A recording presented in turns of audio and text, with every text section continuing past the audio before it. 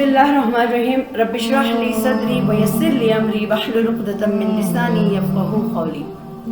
سب سے پہلے اپنے اس چینل پر جس کا نام قرآن تعلیم و ادب ہے، میں آپ سب کا استقبال کرتی ہوں۔ السلام علیکم ورحمۃ اللہ وبرکاتہ۔ جیسے کہ آپ جانتے ہیں کہ میری جو لاسٹ ویڈیو تھی اس میں آپ نے ٹاپک دیکھا تھا کہ اپنی تربیت کیسے کریں، یعنی اس میں نے تربیت کو ہی لیا تھا کہ تربیت کیا چیز ہوتی ہے اور تربیت کسے کہتے ہیں۔ تربیت سیدھے سے الفاظ میں اگر میں آپ کو بتاؤں تو تربیت وہ ہے کہ انسان کی جو شخصیت ہوتی ہے، یعنی جو اس کے اندر جسم، عقل اور اس کی تمام جو صلاحیتیں ہوتی ہیں، جو دل، جذبات، کردار، اخلاق، یہ ساری چیزوں کو کیا ہے شامل کر کے ہی شخصیت بنتی ہے۔ اور یہ شخصیت کو نشو و نما دینا، اس کو پروان چڑھانا، اس کو اچھا بنانا، یہ ساری چیزیں کیا ہے انسان کو بہت محبوب ہو جاتی ہیں اور وہ اپنی تربیت کرتا ہے۔ تو اسی کا نام کیا ہے تربیت ہوتی ہے۔ اور اب ہم یہاں پر دیکھیں گے کہ تربیت بہت ہی آسان بھی ہے اور بالکل ممکن بھی ہے، کیونکہ جنت کی خواہش کرنا تو بہت آسان ہوتا ہے۔ جنت کی طلب بھی ہوتی ہے کہ ہم جنت میں جائیں اور دعائیں بھی کرتے ہیں اللہ تعالیٰ سے کہ ہم جنت میں جائیں،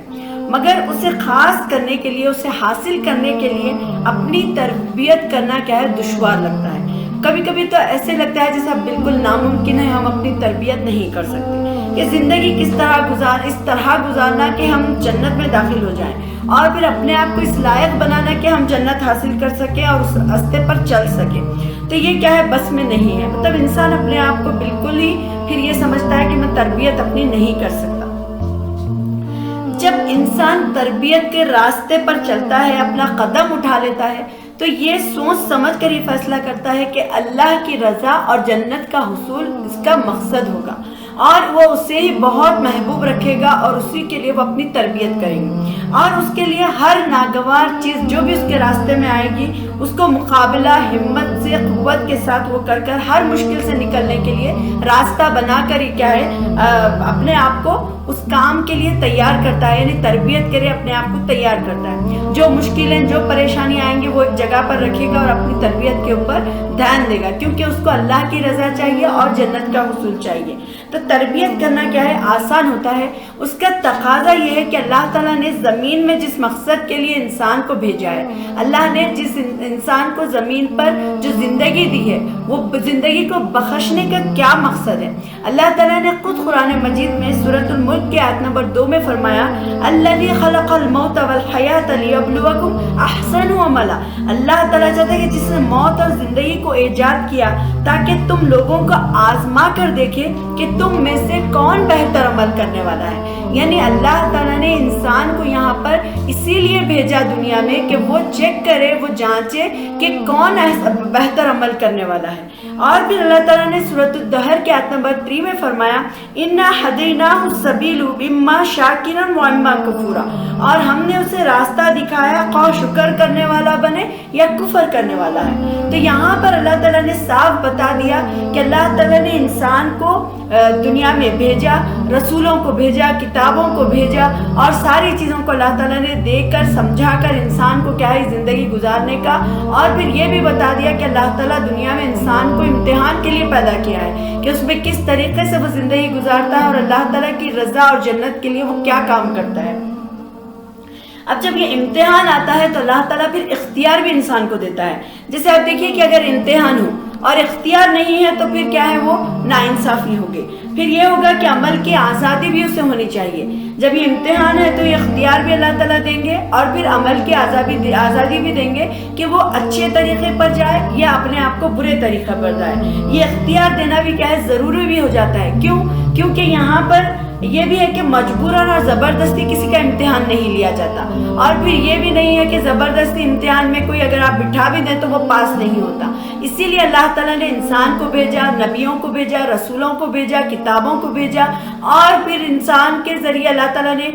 پھر دعوت کے ذریعے دینی علماء کو بنایا، پھر ان کے ذریعے سے دین کی بات بہرحال اللہ تعالیٰ پہنچاتے رہتے ہیں۔ یہ جو امتحان ہوتا ہے یہ دنیا کا، یہ بالکل کیا ہے بہت ہی چھوٹی مدت اس کی ہوتی ہے، جیسے یہ بالکل ختم ہونے والی ہے۔ آپ دیکھیے کتنے لوگ زندگی میں رہنے والے ہیں، کچھ سال، کوئی 50 سال، کوئی 60 سال، ہماری زندگیاں تو بہت زیادہ کم ہیں۔ تو یہ جو امتحان ہے بہت ہی کم ہے اور یہ مختصر اور فنا ہونے والی اور ختم ہونے والی ہے۔ لیکن اس کے نتیجے میں حاصل ہونے والا کیا ہے؟ یہ بہت یا تو شدید عذاب ہوگا، یا پھر اللہ تعالیٰ کی رضا ہوگی، یا پھر جنت میں ہمیشہ ہمیشہ رہنے کا کیا ہے؟ ٹھکانہ ہوتا ہے۔ اللہ تعالیٰ خود فرماتے ہیں سورۃ النحل کے آیت نمبر 96 میں، ما عندکم ینفد وما عند اللہ باقی، جو کچھ تمہارے پاس ہے وہ ختم ہو جانے والا ہے، جو کچھ اللہ کے پاس وہاں ہے وہ ہمیشہ ہمیشہ کے لیے باقی رہنے والا ہے۔ یعنی اللہ تعالیٰ نے بتا دیا کہ یہ دنیا تو تمہارے لیے ٹیسٹ کی جگہ ہے، یہ دنیا کیا ہے؟ انسان کے حاصل کرنے کی جگہ ہے، لیکن وہاں پر یہ ہے کہ یہ جو تمہارے پاس جو کچھ بھی اللہ تعالیٰ نے تمہیں دیا ہے، یہ ساری کی ساری چیزیں ختم ہونے والی ہیں، اور باقی وہی ہے جو اپنے اعمال میں چھوڑ جاتا ہے انسان، وہ ساری چیزیں باقی رہنے والی اور ہمیشہ رہنے والی ہوں گی۔ کیونکہ جنت کو حاصل کرنا ہی کیا ہے؟ اس کی تربیت پر موقف ہے۔ اگر جنت ہی مقصد زندگی ہے، امتحان ہر شخص کا مقصد ہے، اور پھر جنت کی منزل تو ہر شخص کے سامنے رکھی گئی ہے۔ یعنی ایسا نہیں کہ خالی مسلمان ہے تو مسلمان کے لیے، یا پھر ہر انسان کے سامنے یہ جو جنت کی جو مقصد ہے اللہ تعالیٰ نے امتحان کا، یہ جو مقصد ہے یہ اللہ تعالیٰ نے رکھ دیا ہے۔ اور اسی لیے اللہ تعالیٰ نے جنت اور اس کے لیے تربیت کے جو راستے چلانے کی جو ذمہ داری اللہ تعالیٰ نے خود اپنے اوپر لی ہوئی ہے، جس سے اللہ تعالیٰ نے فرمایا کہ اِنَّ عَلَيْنَا لَلْهُدَى وَإِنَّ لَلْآخِرَةُ وَالْأُولَى، بے شک راستہ بنانا ہمارے ذمے ہے، اور در حقیقت آخرت اور دنیا دونوں کے ہم ہی مالک ہیں۔ جیسے کہ اللہ تعالیٰ نے اس سورۃ اللیل میں فرمایا، کیونکہ انسان کی کوششوں کو اللہ تعالیٰ جانتا ہے کہ ہم کس راہ پر اپنے آپ کو ڈالتے ہیں، کون سے راستے پر چلتے ہیں، کیا ہم اللہ تعالیٰ کے لیے رضا کے لیے دوڑتے ہیں، کیا ہماری کوششیں اس راستے میں ہیں یا نہیں ہیں۔ اس کے بعد اللہ تعالیٰ انسان کو کیا ہے؟ پھر ہدایت اور گمراہ کرنے کا اللہ تعالیٰ حق رکھتے ہیں۔ تو بے شک اللہ تعالیٰ نے بتا دیا کہ بے شک راستہ بتانے کی ذمہ داری اللہ تعالیٰ کی ہے، اور جو آخرت اور دنیا دونوں کے اللہ تعالیٰ کہہ رہے ہیں کہ ہم ہی مالک ہیں۔ اور پھر جنت کے راستہ جو ہوتا ہے وہ اطاعت کا راستہ ہوتا ہے، اور دین کے راستے اور اسرا کے نام دیا گیا ہے۔ یعنی دین جو ہے وہ بہت ہی آسان دین ہے، الدین یسرا، کہ دین بہت آسان ہے۔ جیسے کہ اللہ تعالیٰ نے سورۃ اللیل میں فرمایا، فَأَمَّا مَنْ آتَى وَاتَّقَى وَصَدَّقَ بِالْحُسْنَى فَسَنُيَسِّرُهُ لِلْيُسْرَى، اور جس نے اللہ کی راہ میں مال دیا اور اللہ کی نافرمانی سے پرہیز کیا اور بھلائی کو سچ مانا، اس کو ہم آسان راستے کے لیے سہولت دیں گے۔ یعنی اب اللہ تعالیٰ نے بتا دیا کہ جو اللہ کی راہ میں مال خرچ کرتا ہے اور اللہ تعالیٰ کی نافرمانی سے بچتا ہے اور بھلائی کے لیے اپنے آپ کو سچ مانتا ہے اور اس کے لیے کوشش کرتا ہے، تو اس کو ہم اللہ تعالیٰ کہتے ہیں کہ ہم اس کو آسان راستے کے لیے سہولتیں دیں گے۔ اور پھر یہ بھی اللہ تعالیٰ نے فرمایا، یرید اللہ بکم الیسر ولا یرید بکم العسر، اللہ تمہارے ساتھ نرمی کرنا چاہتا ہے، یعنی اللہ تعالیٰ بندوں کے ساتھ سختی نہیں کرنا چاہتے، جیسے کہ آیت نے فرمایا کہ اللہ تمہارے ساتھ نرمی کرنا چاہتا ہے، سختی کرنا نہیں چاہتا۔ اور یہ بھی کہا کہ سورۃ النساء کی آیت نمبر 28 میں اللہ تم پر سے پابندیوں کو ہلکا کرنا چاہتا ہے، کیونکہ انسان کمزور پیدا کیا گیا ہے۔ دیکھیے اب یہاں پر اللہ تعالیٰ کی کتنی رحمتیں ہمارے اوپر ہیں کہ اللہ تعالیٰ نے ہمارے لیے آسان کر دیا۔ اگر ہم ٹھہر کر نماز نہیں پڑھ سکتے، بیٹھ کر نماز پڑھیں، بیٹھ کر نہیں پڑھ سکتے، لیٹ کر نہیں پڑھ سکتے اشاروں میں، تو اللہ تعالیٰ نے ہمارے لیے آسان کر دیا۔ اگر ہم وضو نہیں کر سکتے، بیمار ہیں، یا پھر ٹھنڈک کی وجہ سے بہت زیادہ پریشانی ہوتی ہے، طبیعت خراب ہوتی ہے، اللہ تعالیٰ نے بتا دیا کہ تم تیمم کر سکتے ہو، یا پھر تم سفر میں ہو تو پھر تیمم کا راستہ اللہ تعالیٰ نے دیا۔ اس طریقے سے اللہ تعالیٰ نے ہمارے لیے بہت ساری آسانیاں رکھ دی، جیسے روزہ جو نہیں رکھ سکتے اللہ تعالیٰ نے ان کے لیے فدیے کا انتظام کر دیا۔ تو اللہ تعالیٰ چاہتا ہے کہ بندوں کے ساتھ نرمی کریں اور سختی نہیں کریں، اور اللہ تعالیٰ کیا ہے؟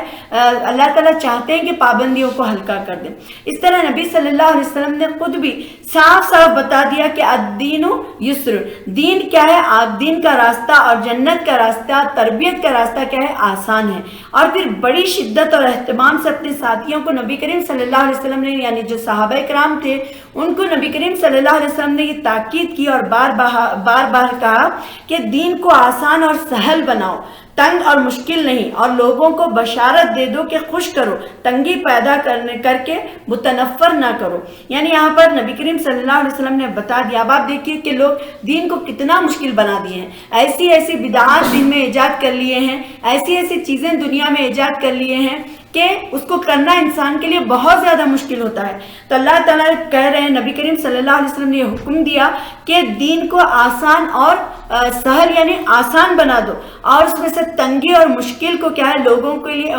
تنگی اور مشکل کو نکال کر لوگوں کے لیے خوشخبری بناؤ۔ اس کے لیے کیا ہوتا ہے انسان اس کے لیے تنگی نہ پیدا کرے، کیونکہ اللہ تعالیٰ نے ہمارے لیے بہت ساری آسانیاں رکھی ہیں، اور یہی اللہ تعالیٰ نبی کریم صلی اللہ علیہ وسلم نے بتایا، کیونکہ لوگ دین کی طرف جڑ جائیں۔ ایسا نہیں کہ بدعتیں پیدا کر کے دین کو مشکل کر کے لوگوں کو اتنا مشکل لگے کہ ہم تو مسلمان مطلب بہت زیادہ مشکل اور مشکلات میں ہیں۔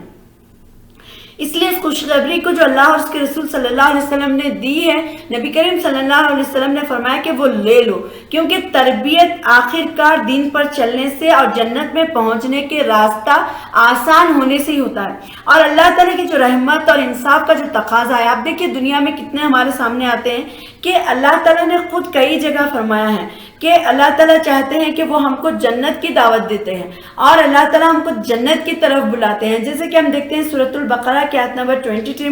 میں اللہ تعالیٰ نے فرمایا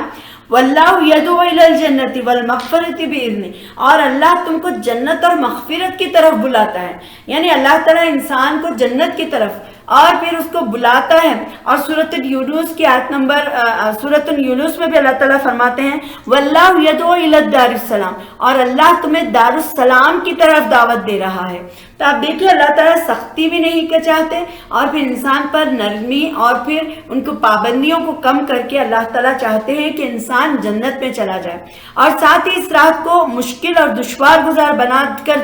نہ چلنا، اور اس لیے کہ وہ امتحان میں پھر کیا ہے انسان کو بہت زیادہ مشکلات ہوتی ہیں، اور اس لیے اور اس طرح اللہ تعالیٰ ڈالتا ہے کہ ہم اب انسان دیکھیے اپنے آپ کو اتنا زیادہ ڈال دیتا ہے مشکلات میں کہ وہ اپنے آپ کو ناکام کرنے لگتا ہے۔ اور پھر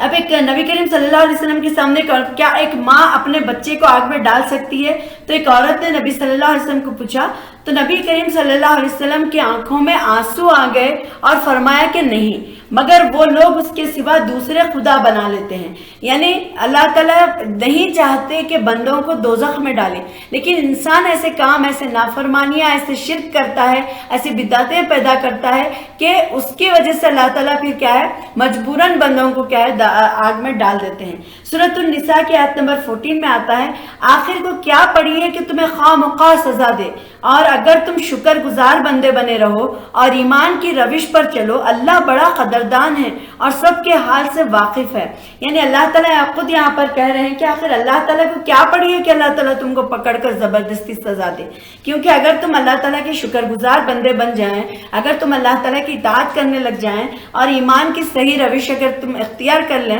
اور اس راہ پر چلیں، تو پھر اللہ تعالیٰ پھر قدر کرنے والا ہے۔ تو اتنی پیاری آیت دیکھیے۔ تو اب یہی جو مطالبہ ہے کہ خاص ہو کر اور یا پھر جس آزمائش میں اللہ تعالیٰ انسان کو ڈالے وہ سب کیا ہے اللہ تعالیٰ کا دیا ہوا ہے۔ ہم سمجھتے ہیں کہ فلاں کی وجہ سے یہ کام ہوا، فلاں نے مجھے مارا، فلاں نے مجھے اس طریقے سے تکلیف پہنچائی، ایسے نہیں، بلکہ جو تکلیف ہم کو پہنچتی ہے یہ اللہ تعالیٰ کے حکم سے ہم کو پہنچتی ہے، ورنہ اللہ تعالیٰ کے حکم کے بغیر تو پتہ بھی نہیں ہلتا، تو ہماری زندگی میں مشکلات اور خوشیاں کیسے آ سکتی ہیں۔ تو اللہ تعالیٰ جس مشکل میں ہم کو ڈالے، اب انسانی فطرت ہے کہ تھوڑی دیر کے لیے، تھوڑے دن کے لیے وہ بوکھلا ضرور جائے گا، لیکن وہ اپنے راہ سے کبھی نہیں ہٹ سکتا، اس کے مقاصد اور مضبوط ہوں گے، اس کے ارادے اور مضبوط ہوں گے، وہ اللہ کے لیے اور مضبوط ہوگا۔ تو یہی کیا ہے انسان ایک آزمائش سے نکلنے کے بعد وہ جیسے کہا جاتا ہے کہ پتھر کو مار مار کر تراش کر ہیرا بنایا جاتا ہے، تو یہ وہی حال ہوتا ہے کہ تراش کے جب مشکلات آتے ہیں تو وہ انسان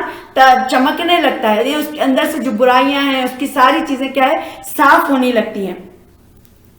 اب جو تربیت کے جو آسان پہلو ہوتا ہے، فطرت جو آسانی کے پہلو میں یہاں پر انشاءاللہ 3 بیان کروں گی کہ فطرت انسانی سے متعلق کیا رکھتی ہیں۔ دیکھیے آسانی کے جو پہلو کیا ہے بہت سارے، لیکن ہم یہاں پر 3 کی طرف میں توجہ دلاؤں گی۔ ایک یہ ہے کہ اللہ تعالیٰ نے انسان کی فطرت ایسی بنائی ہے کہ اس کو نیکی ہی زیادہ محبوب ہوتی ہے، یعنی اچھے کام، اچھائی کو دیکھنا، کسی کو اچھا کرتے ہوئے دیکھنا، اس کی فطرت میں اللہ تعالیٰ نے نیکی کو ہی محبوب اور پسندیدہ بنایا ہے، لیکن وہ اسے اچھی اور خوبصورت بھی لگتی ہے اور اس کے مزاج سے ملتی جلتی بھی رہتی ہے، لیکن جانی پہچانی ہونے کے باوجود کیا ہے انسان برا اور بدکار ہو کر اور وہ سچائی اور ہمدردی، حسن اخلاق اور یہ ساری چیزوں کو کیا ہے چھوڑ دیتا ہے۔ اب آپ دیکھیے کوئی انسان برا ہے، ایک انسان جو اچھا ہے وہ تو اچھائی کی تعریف کرے گا، لیکن جو برا انسان ہوتا ہے جیسا شرابی ہوا، جواری ہوا، جو کام کرنے والے مطلب جو برائیوں میں مبتلا شخص ہوتا ہے، وہ بھی اچھائی کو پہچانتا ہے، وہ بھی ہمدردی کو پسند کرتا ہے، وہ حسن اخلاق کو پسند کرتا ہے، اور وہ بھی اچھے لوگوں کے بارے میں تعریف کرتا ہے۔ تو یہ جو تعریف جو انسان کے دل میں مطلب اللہ تعالیٰ اچھے اور برے دونوں انسانوں میں یہ جو صفت رکھی ہے، یہ بھی کیا ہے، نیکی کو محبوب رکھنے کی وجہ سے۔ اور جب ہم نیکی کرتے ہیں تو دل ہمارا خوش ہو جاتا ہے، اور برائی کرنے سے کیا ہے، زنگ لگ جاتا ہے، اور دل سیاہ کالا مطلب ایک ڈراپ بلیک کلر دل میں ہمارے آ جاتا ہے، پھر اس کے بعد بڑھتے بڑھتے دل پورا کالا اور سیاہ ہو جاتا ہے، اور خود کی نظر میں انسان گر جاتا ہے۔ یعنی ایک بار برائی کرتا ہے، اس کو اپنے آپ سے نفرت ہوتی ہے کہ یہ میں کیسا کام کر رہا ہوں، اس کو خود پتا ہے، کیونکہ اللہ تعالیٰ نے ہمارے ضمیر رکھا ہے، وہ ضمیر ہم کو بار بار جھنجھوڑتا ہے کہ ہم کہاں پر غلط ہیں۔ اور پھر نبی کریم صلی اللہ علیہ وسلم نے ایک صحابی کو نیکی اور برائی کی تعریف انہی الفاظ میں بتائی تھی کہ جیسے برائی جو ہوتی ہے وہ انسان کے اندر، اور اچھا اور برا انسان دونوں کے اندر بھی کیا ہے، نیکی کی صفت اور نیکی کو پسندیدہ بنا دیا گیا۔ تو چنانچہ نیکی اور جو ہوتی ہے اور حسن عمل کی جو راہ ہوتی ہے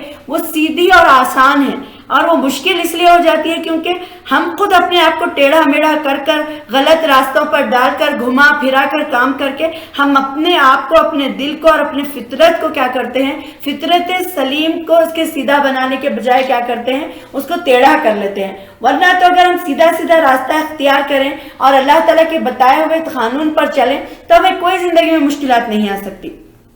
اور یہ چلنا ہمارا کیا ہوتا ہے، آسان ہو جاتا ہے۔ اسی لیے سورۃ اللیل کے آیت نمبر 7 میں اللہ تعالیٰ فرماتے ہیں کہ ہم خود انسان کو آسان کر دیتے ہیں۔ اور دوسری جو آسانی جو دوسری ایگزامپل پہ جو بتاؤں گی وہ یہ ہے کہ ساری زندگی کیا ہے، تربیت گاہ ہے، یعنی ہم مرتے دم تک اپنی تربیت کرتے رہتے ہیں۔ ہم دوسرا پہلو یہ کہ اللہ تعالیٰ نے ساری زندگی، ساری دنیا کی جو تربیت گاہ اللہ تعالیٰ بنا کر چھوڑ دیے ہیں، کیونکہ کچھ کام تربیتی اللہ نے دیے ہوئے ہیں، جسے نماز ہے، زکوٰۃ ہے، روزہ ہے، حج ہے، یہ انسان فرائض کو ادا کرتا ہے اور اپنی تربیت کرتے رہتا ہے۔ لیکن زندگی میں پیش آنے والے جو واقعات ہوتے ہیں، جو حادثات ہوتے ہیں ہمارے ساتھ، دل پر گزرنے والے جو واردات ہوتے ہیں، ہر نعمت، ہر مصیبت، ہر نیکی، اس سے انسان کی تربیت ہوتی جاتی ہے، اور جو ان باتوں سے سبق سیکھ لیتے ہیں ان کے بارے میں اللہ تعالیٰ نے کچھ فرمایا ہے۔ وہ دیکھیں گے ہم سورۃ آل عمران کے 19 میں کہ الذین یذکرون اللہ قیاما وقعودا وعلی جنوبہم،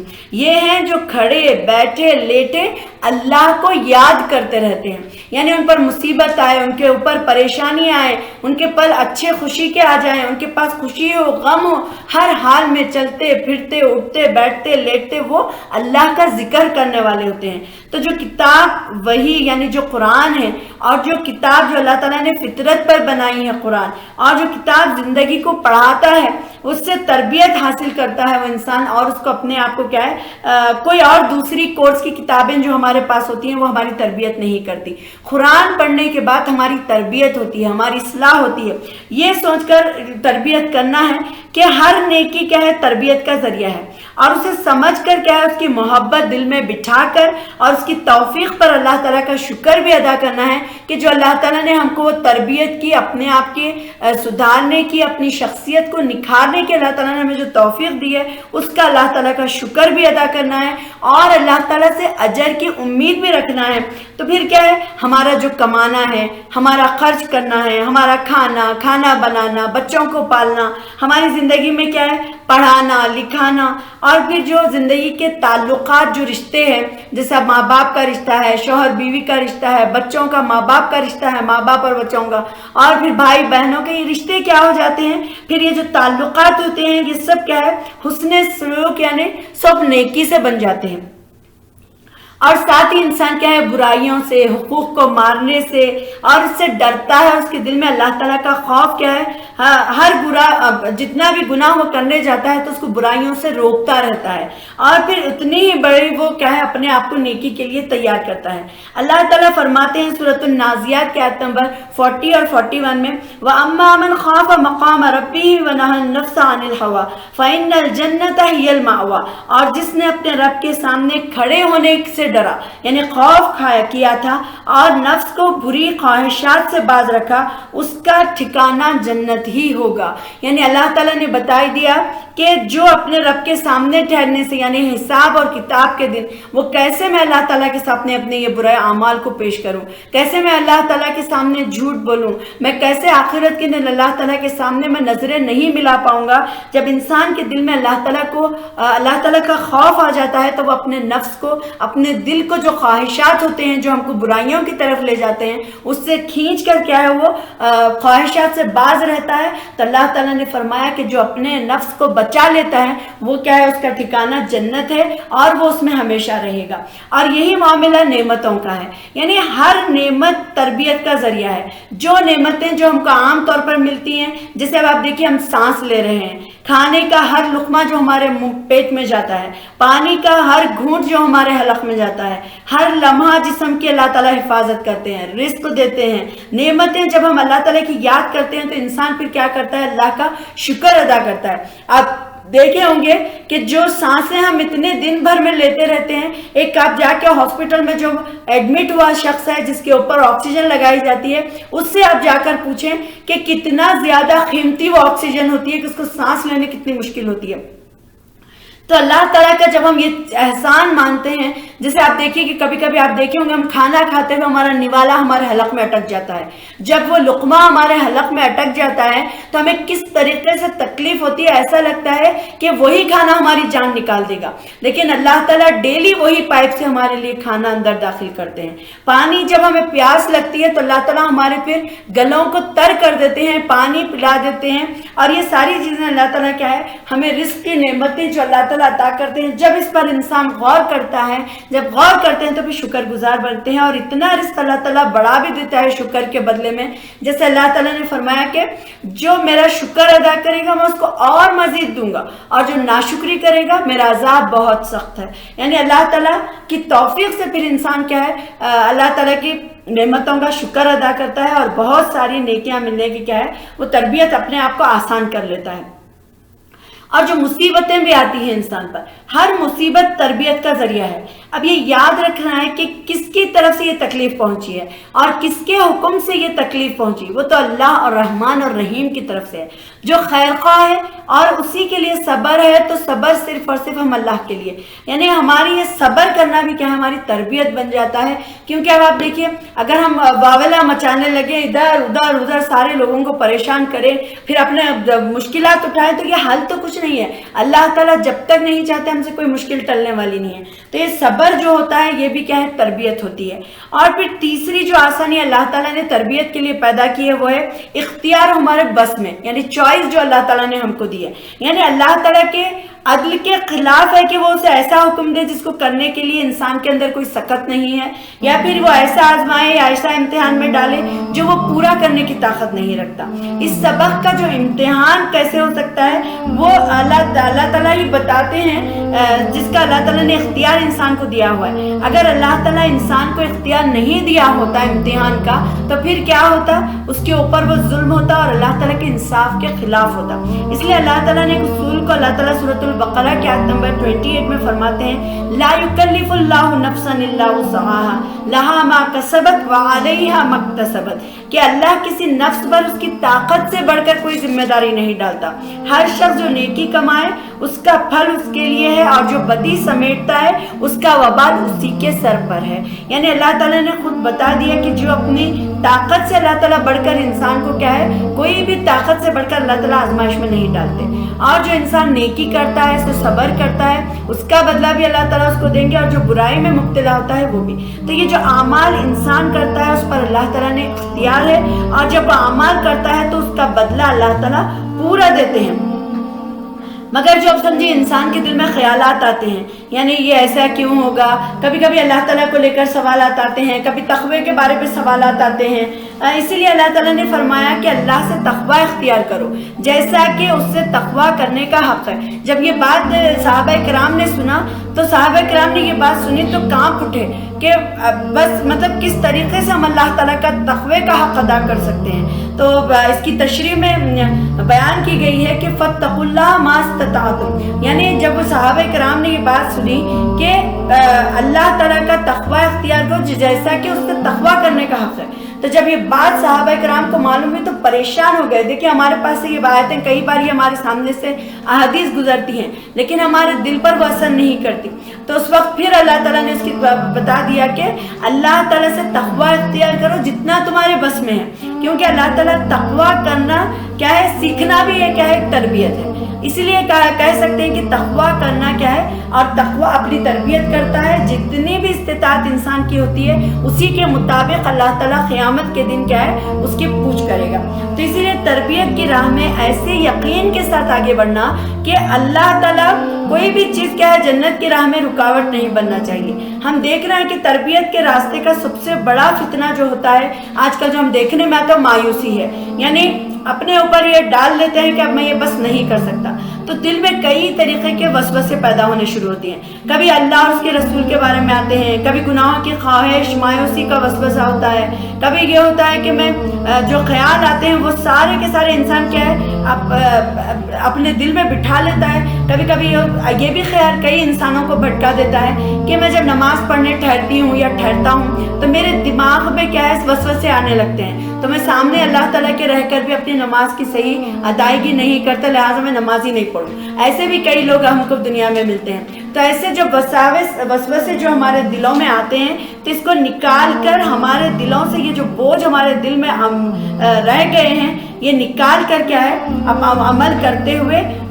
کیا ہے اپنے آپ کو زندگی گزارنا ہے. تو میں اس میسج کے ساتھ اپنی بات کو یہاں پر ختم کروں گی کہ جنت کو اپنا مقصد بنا لیں. اور پھر یہ ہے کہ اپنی تربیت کرنے کے لیے فیصلہ کرنے کے بعد کیا ہے, پہلی جو اہم اور امپورٹنٹ بات ہوتی ہے وہ ہے کہ تربیت کا راستہ اور دین اور ہدایت کا راستہ, جنت کا راستہ آسان ہے اور بالکل اللہ تعالیٰ نے انسان کے اختیار میں رکھا ہے. اسی لیے ہمیشہ حوصلے کو اپنے بلند رکھیں اور اعتماد سے کام لیں اور امید کا دامن کبھی بھی نہیں چھوڑنا چاہیے, کیونکہ اللہ تعالیٰ جو امید کے ساتھ جو آگے بڑھتے ہیں اور جو کوشش کرتے ہیں اللہ تعالیٰ بھی ان کی مدد کرتے ہیں اور اللہ تعالیٰ ان کو کامیاب بھی کرتے ہیں. تو امید ہے کہ آپ کو سمجھ میں آ گیا ہے کہ تربیت جو ہوتی ہے وہ انسان کے اختیار میں ہے. اللہ تعالیٰ نے بہت ہی آسان طریقے سے انسان کو آسانیاں ڈالے ہیں, بس یہ ہے کہ ہمیں کوشش کر کے اپنے آپ کو سدھارنا سنوارنا ہے اور اللہ کے لیے تیار کرنا ہے تاکہ ہم اللہ تعالیٰ کی رضا اور جنت کو حاصل کر سکیں. تو ہمارا جو ٹارگٹ ہے زندگی کا وہ یہی ہونا چاہیے کہ اللہ کی رضا اور جنت کا راستہ. تو یہ ہمارے اختیار میں ہے, جیسے ہم کو یہاں پر آیتوں سے پتہ چلا. تو انشاءاللہ پھر میں نیکسٹ اور اس کی کنٹینیو سیریز کے ساتھ آپ کے ساتھ رہوں گی. اپنی تربیت کیسے کریں آپ ضرور سنیے, دوسروں کے ساتھ بھی ضرور شیئر کریے. اللہ تعالیٰ ہم سب کو قبول فرمائیں, اللہ تعالیٰ ہماری تربیت فرمائیں اور اللہ تعالیٰ ہمارے لیے جنت کا راستہ اور اللہ کی رضا کا راستہ آسان کر دے اور برائیوں سے اللہ تعالیٰ ہم کو بچائے اور ہم سے ہمارے برائیوں کو دور فرمائیں اور برے راستوں کو دور فرمائیں. آمین. وآخر دعوانا الحمدللہ رب العالمین. السلام علیکم ورحمۃ اللہ وبرکاتہ.